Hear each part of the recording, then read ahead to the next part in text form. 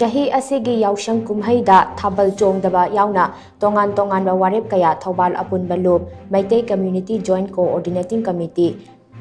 19 Clubs AMASUNG KASAL gi APUNBA MEEPHAM AMANA Loukhre HAIRI Loop sing asina thadorokpa APUNBA cherol amana hai Warep sing adugi manungda March 15 dagi 18 fauba numit humni khaktamak Yaoshang Sports Pangthoktaba Sports item sing adu ayuk nungthilgi matam khaktada pangthokpa Education amasung sports kamari leinadaba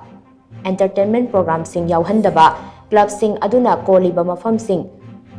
Lan na torch sendaba Ahoba loudspeaker sizinadaba Sports pangthokliba mafam adu khaktama tanaba Speaker sizinaba amadi Yaoshang Thabal Pangthoktaba haibana chingba Warep sing yauri Wafam sing asi organization ahum asina koliba mafam singda ngakna chatpiyo haina su cherol asina makatana appeal tawrakli